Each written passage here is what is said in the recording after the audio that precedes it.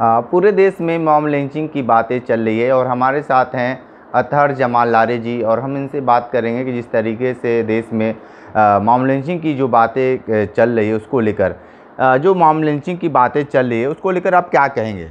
देखिए, ये mob lynching जो है, जब से भाजपा की सरकार केंद्र में आई है तब से मॉब लिंचिंग की घटनाएं बढ़ गई हैं। और ख़ास तौर से भी देखिए, चुनाव हुआ लोकसभा का, 4 तारीख को रिज़ल्ट आया और 4 तारीख के रिज़ल्ट आने के बाद कई प्रदेशों में मॉब लिंचिंग की घटनाएं हुई।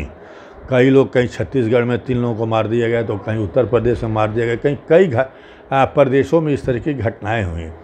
जबकि सरकार का कहना है कि इसके लिए हमने सख्त कानून बनाया है, लेकिन सख्त कानून बनाने के बाद भी अब जो है मॉब लिंचिंग जो हो रही है, तो उसमें धारा ये लगाया जा रहा है कि जो है ये जो है मतलब उसको घटा के धारा को लगाया जा रहा है। मतलब कि जानबूझ के जो है हत्या न करने की जो धारा आती है कि वो धारा लगाया जा रहा है। और कुछ पत्रकारों ने, तो हमने ये देखा कि जैसे वसीम अकरम त्यागी से कई पत्रकार हैं, उन्होंने शामली में जो घटना घटित हुई और उसको उन्होंने लिख दिया कि मॉब लिंचिंग हुई है, तो उस पर पत्रकारों के खिलाफ पुलिस ने केस दर्ज कर दिया।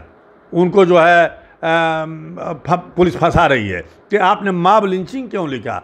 अब मॉब लिंचिंग कहना भी गुनाह हो गया है इस सरकार में और बराबर हो रही है, लेकिन कहीं से कोई आवाज़ नहीं उठ रही है।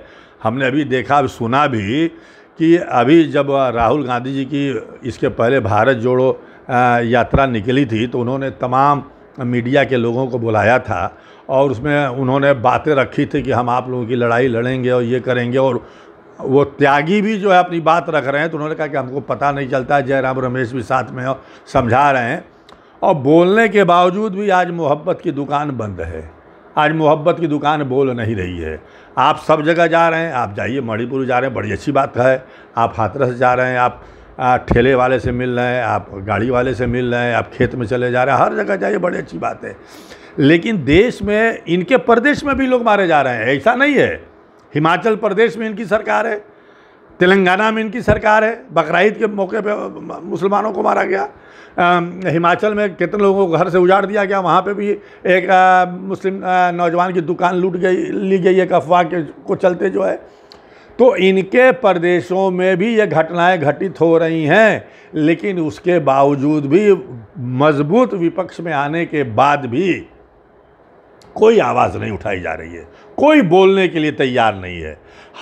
हमको वोट बैंक के रूप में इस्तेमाल किया जा रहा है, हमारा वोट लिया जा रहा है, हमसे वोट लिया जा रहा है। वोट देने के लिए हम लालायित हैं, ज़बरदस्ती जा रहे हैं। कल ही वोट पड़ा है, देखिए उत्तराखंड में, और कई मुस्लिमों को जो है मारा गया जब वो कांग्रेस को वोट देने के लिए जा रहे हैं लोग। तो उत्तराखंड में कई जगह जो है ऐसी घटनाएं घटित हुई हैं, उसके बावजूद भी कांग्रेस बोलने के लिए तैयार नहीं है। ये एक शब्द इस पे बोल नहीं सकते हैं। आज जो ये घटनाएं हो रही हैं, आप सब मुद्दे पे बोल रहे हैं, तो इस पे क्यों खामोश हैं? हाँ, आप तो मजबूत विपक्ष के रूप में उभरे हैं, तो आपको पार्लियामेंट में ये सवाल उठाना चाहिए ना। हम सिर्फ वोट दें, हमारा इस्तेमाल हो, हम आपके लिए मार भी खाएं, हम आपको वोट दे करके एक दूसरे से दुश्मनी ले रहे हैं। वो तो हमारे खिलाफ हमेशा कार्रवाई करने के लिए तैयार है, क्योंकि जानता है कि इनका हमको वोट नहीं मिल रहा है, तो हमारे खिलाफ वो कार्रवाई करने के लिए तैयार है। हमारे मुकदमे नहीं लिखे जाते हैं, धाराएँ कम कर दी जाती हैं। लेकिन सरकार तो यही करे कि हमारे देश में, प्रदेश में हर लोग सुरक्षित है, तो फिर कहाँ से ये सब? देखिए, कहाँ से सुरक्षित हैं? दलित मारे जा रहे हैं, दलितों के ऊपर जुल्म नहीं हो रहा है? दलित जगह जगह मारे जा रहे हैं। अभी आप देखिए, गाज़ीपुर में एक दलित लड़के को मार दिया गया। अभी चंदौली में, यहाँ हमारे बनारस में एक मौर्या लड़का था, उसको जो लोगों ने मार दिया। तमाम रोज़ तो घटनाएं हो रही हैं, कहाँ कौन सुरक्षित है? अभी देखिए, हाथरस में जो है 121 लोग कुचल के मर गए और सरकार ने जो है क्लीन चिट दे दिया बाबा को।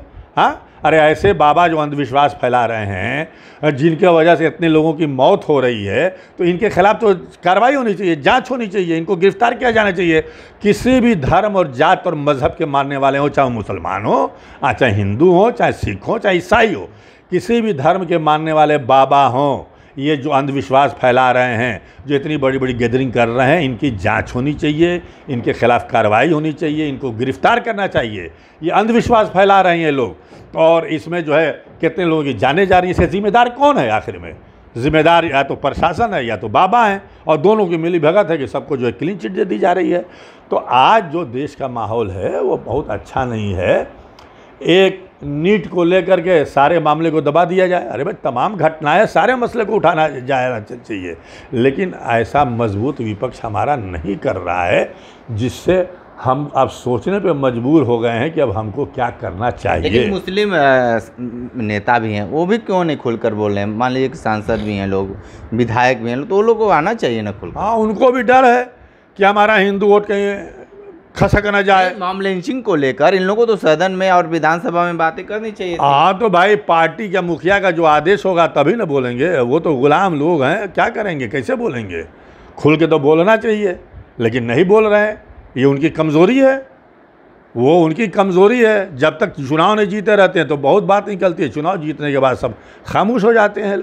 तो ये तो उनकी कमज़ोरी है, और हम तो यही हम लोग चाहेंगे कि अब हमको भी सोचना पड़ेगा कि अब हम लोग भी क्या करें।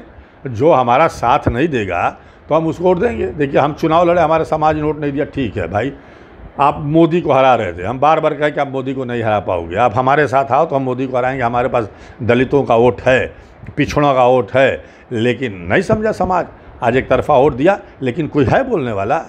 कोई बोलने वाला हो तो बताइए। इतनी घटनाएं घटित हो रही हैं, लेकिन कोई, सबके ज़बान पे ताले लग गए हैं। हम बोलेंगे तो कहा जाएगा कि मायावती जी क्यों नहीं बोल रही हैं? अरे भाई, बहन मायावती जी के पास सांसद नहीं है, उनके लोकसभा में कोई मेंबर नहीं है, उनकी सरकारें नहीं है।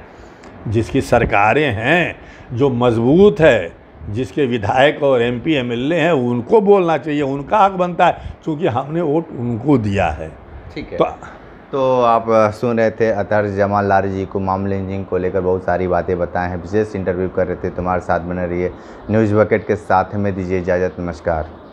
पेश है न्यूज़ बकेट हिंदी मासिक पत्रिका। पढ़ें इस महीने की पूरी खबर विस्तार से हमारे न्यूज़ बकेट की मैगजीन में। हमारी ई-मैगजीन को मुफ्त में पढ़ने के लिए अभी लॉगिन करें www.newsbucket.in पर। इसके अलावा रोज की ताज़ा खबरों के लिए हमारे YouTube चैनल को तुरंत सब्सक्राइब करें।